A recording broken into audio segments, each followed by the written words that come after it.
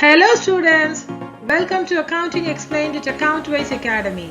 This is Latha Venkateshwaran. Dear students, this is our second video on chapter 6. Already we have covered trial balance and now we are going to see rectification of errors. Come on, let's get started. Before proceeding to rectification of errors, first let us see what is a trial balance. I'll give you a brief introduction to the trial balance. Trial balance is a statement prepared with the help of ledger balances at the end of the financial year to find out whether debit total agrees with the credit total. Okay, basically it's a statement and all the balances are taken from the ledgers and it is prepared at the end of the financial year.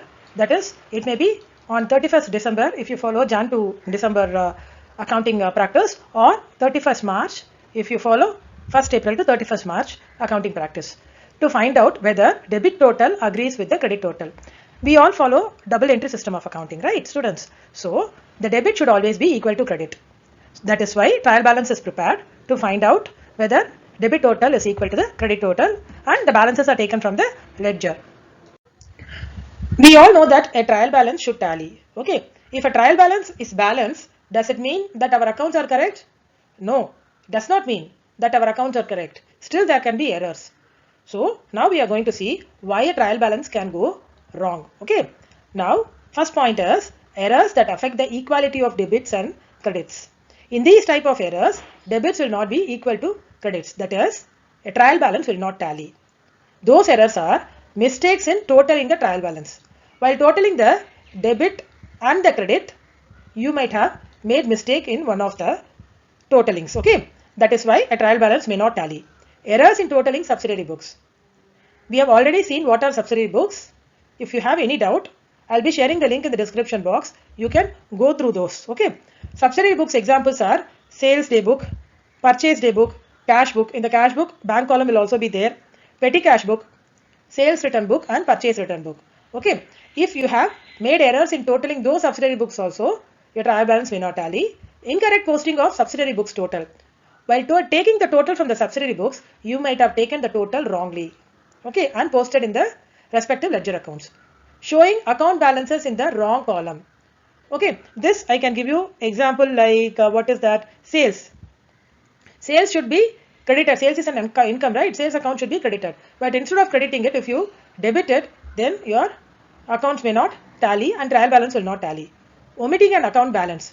Totally you are not taking sales account to the trial balance totally. If you are avoiding that or if you have omitted it, then your trial balance will not tally. Or errors in calculating a ledger account balance. Even while balancing the ledger, if you have not totaled it correctly and balanced it correctly, your trial balance may not tally. Next, we are going to see the errors that affect the equality of both debits and credits. So these are all invisible errors. Okay, it is very difficult to find it out. These include improper posting of a journal entry. Example, wrong amount, wrong side or wrong account. For example, you have paid salaries to employees. Then what is the entry? Salary is an expense. So you are going to debit salary account. Amount is 5,000 you take. To bank is your asset. Bank balance is going to be reduced when you pay salary. So bank is credited 5,000 rupees. This is the correct entry. Okay. So instead of taking 5,000 to salaries, if you have taken 4,000, okay, but bank account you have taken correctly.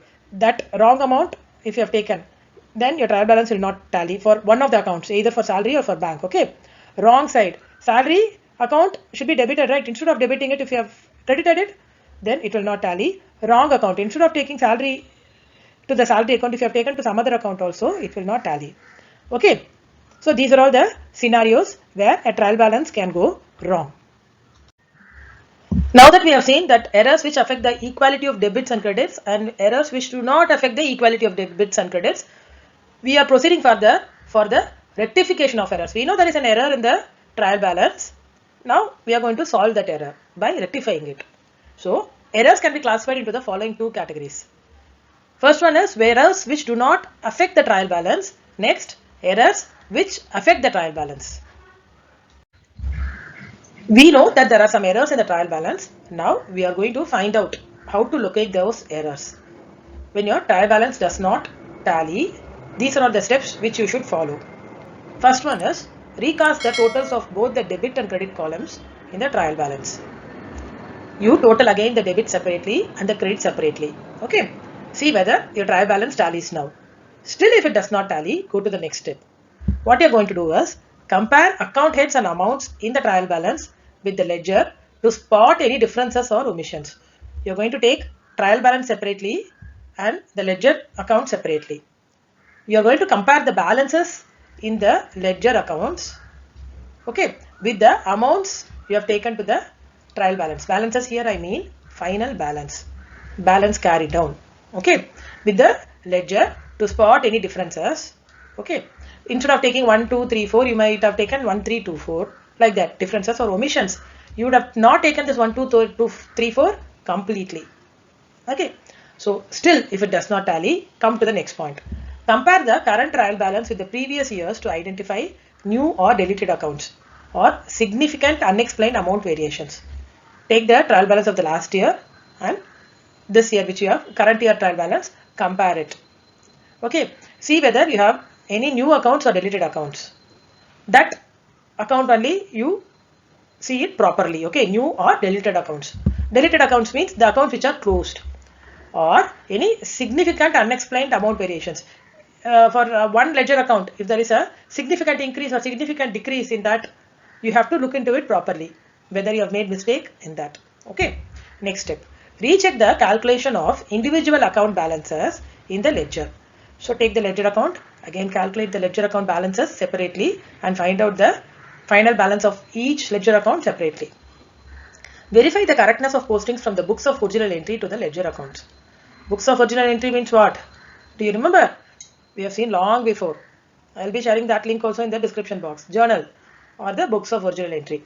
So see whether you have taken correctly from the journals and posted correctly in the ledger with the correct amount also. Now that we have completed till step 4 and find out that the trial balance is not tallying it, we are coming to the step 5 now. If the difference between debit and credit columns is divisible by 2, an amount equal to half the difference might have been posted to the wrong side of a ledger account. I'll explain to you. Suppose if the difference is 1200, okay, it is divisible by 2, so 600. An amount equal to the half the difference might have been posted to the wrong side of the ledger account. This 600 might have got posted on the wrong side of the ledger account, I mean on the trial balance. We have to scan entries of that specific amount. So we have to scan for the 600 and we will see if we post this 600 correctly, our trial balance is getting tallied. Still if it's not tallying, then we will come to step 6. The difference might also indicate a complete omission of a posting of that exact amount on one side. So we might have completely omitted to post one account to the trial balance. Suppose purchase account we might have got omitted completely. So debit side will be lesser. So we can look into the ledger accounts and the trial balance and see whether we have omitted any account in particular. Next, if the difference is a multiple of 9 or divisible by 9, the mistake would be due to transposition of figures. We might have taken 459 instead of 954. Okay, or a wrong placement of a decimal point also may lead to, instead of 95.4, we might have posted 954. These things might also happen and they may also make the trial balance not tallying. Okay. The accounting errors which we make can be classified as errors of commission, errors of omission, errors of principal and compensating errors. Error of commission. These are basically clerical mistakes and it happens due to the wrong posting, totaling, balancing, or we have written incorrect amount in the books of accounts. If you have error of commission, mostly trial balance will not tally. Let's see an example for error of commission. Paid rupees 25,000 to Mr. Arun but only posted rupees 2,500. Instead of 25,000 we have posted only 2,500. Okay, the correct entry which we should have passed is Arun account debit. We are debiting Arun account because Arun is a personal account. The rule of personal account is debit the receiver. This I have explained clearly in my shorts, Golden Rule of Accounting. You can see above the link of that shorts. You can click on that and see if you have doubt in the Golden Rule of Accounting. Okay, to bank account. Bank is an asset. The value is going to be decreased. So you are crediting 25,000. But actually you have passed entry as Arun account debit to bank account 2,500 instead of 25,000. Okay, here trial balance will tally. Okay, but Arithmetically, it is correct, but it is not correct according to the principles of accounting. This is error of commission. Error of omission occurs when a transaction is left out. As the name tells, we have omitted the transaction. Okay, there are two types of omission. One is complete omission and another is partial omission. Transaction is never recorded at all. Examples: credit sales not entered in the sales book is a complete omission, whereas partial omission is transaction is partially recorded. Example: entered in sales book but not posted to customer's account. Okay, complete omission won't affect the trial balance. We have completely omitted the transaction. This is credit sales. No, this we have not entered at all. So trial balance will not be affected, but partial omissions usually will affect the trial balance. Let's see an example on complete omission. So here transaction is never recorded at all. So example is, suppose a business purchases goods for rupees 5,000 from a supplier on credit. If this transaction is completely forgotten and not recorded in the journal or posted to the relevant accounts, example purchase account, supplies account, it's a complete error of omission. So when you purchase goods from a supplier on credit, the entry is purchase as an expense, so purchases account debit to creditor account. So you have purchase on credit, so creditor account has to be credited since we are liable to pay him. Okay, this entry is completely omitted. We have not at all recorded this entry. Let's see the impact of that on trial balance. Errors of complete omission do not affect the trial balance. You have not at all recorded, so you have not touched the double entry system of accounting at all. Totally omitted, because the debit and credit side of the transactions are both omitted. Debit and credit sides both are not touched at all. Rectification. To rectify a complete error of omission, you would simply record the transaction in the journal and post it to the relevant accounts in the ledger. You will record this purchase account debit to creditor account in your journal, and from here you will post it to the ledger. From the ledger you will take the balance correctly with the new addition of entry, and that amount will be posted to the trial balance. Okay, that is the steps to be followed when there is a complete omission. Students, now let us see an example for partial omission. Here we have made a credit sales of rupees 5,000. Okay, the entry to be passed is customer account debit. Customer is your debtor. Debtor is an asset. It has to be debited by 5,000 to sales account. Sales is an income. All incomes are to be credited. So you are crediting sales account by 5,000. Here the accountant has made a mistake. He has recorded the debit to the sales account 5,000. Okay, see, this is your journal. There are two accounts involved, so you have to open two accounts, customer account and sales account. First we will open the customer account. In the customer account, opposite of customer account in the journal is sales account. Here in the journal you have credited the sales account. In the ledger you are going to debit the sales account. To sales account 5,000. That is the meaning of this. He has made the debit of the sales account of rupees 5,000 correctly, but he has forgotten to record the credit to the customer's account 5,000. That is, he would have opened another account, or he should have opened another account, sales account, and here he should have credited by customer account 5,000. This he had omitted fully. He has not at all opened the sales account. Okay, so the impact on trial balance will be, it will not tally because there is no double entry. Here there is a debit of 5,000, but there is no credit of 5,000 because he has partially omitted to open the sales account. So partial error of omission will affect the trial balance as one side of the transaction is missing, leading to an imbalance. Now let us see what are errors of principle. Here errors of principle happens when accounting principles are violated, involves incorrect classification of capital versus revenue, expenditure or assets.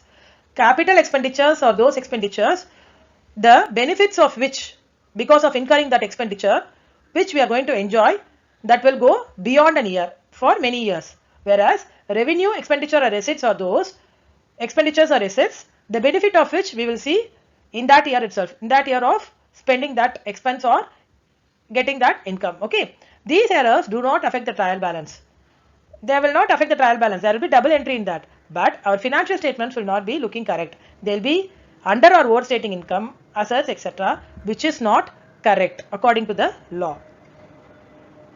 Let's see an example when capital expenditure is treated as revenue expenditure. Furniture worth rupees 50,000 purchased is wrongly debited to the purchase account instead of the furniture account. Okay, students, you purchase furniture worth rupees 50,000.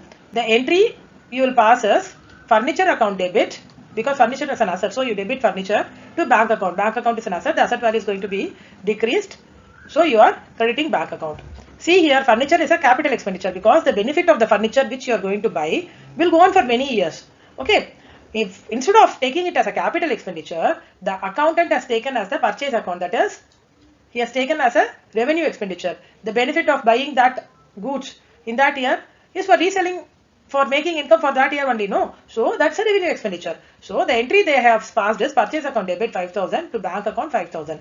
Purchase is an expense, so debit 5,000. Bank value is going to be reduced, so credit bank account. Okay. So basically you have passed double entry system of accounting. Accounts will tally, but accounting principle wise it is wrong. Next, let's see an example for revenue expenditure treated as capital expenditure. Amount of rupees 2,000 spent on repair of old machinery being debited to machinery account instead of repair account. You are spending rupees 2,000 on repairing your old machinery. So repair is a revenue expense. The correct entry which you should have passed is repairs account debit to bank account 2,000. Okay, but instead of that, you have passed an entry as if you have purchased new machinery. That is, machinery account debit 2,000 to bank account 2,000. Okay, so this is a classic example of where revenue expenditure is treated as capital expenditure. Compensating errors. When two or more errors cancel each other, the net effect on debits and credit is 0. So you have made error on both debit side and credit side, then it gets cancelled. It becomes 0 with the same amount. Okay, these errors do not affect the trial balance as one error's impact is offset by another's. It will not affect the trial balance because one minus with the same amount will be offset by one plus positive on the with the same amount. So the impact will be 0. Example for compensating errors. Ram's account is debited by 400 instead of 500. So Ram's account is debited by 400 instead of 500. So there is less 100 debit. Okay. Similarly, Shyam's account is credited by 600 instead of 700. So Shyam's account credited by 600 instead of 700. So there is less of 100 credit. Okay, so both less of 100 debit and credit gets offset and the balance is 0. Okay, the trial balance does not show any disagreement due to the shortage of 100 being recorded on both sides of the account. So shortage of 100 is there in debit, shortage of 100 is there in credit. So it is 0, it is nullified in the trial balance. Trial balance will tally. If you would like to inquire about the online classes which I take or to get more worksheets, you can contact us at acc.wiseacademy@gmail.com.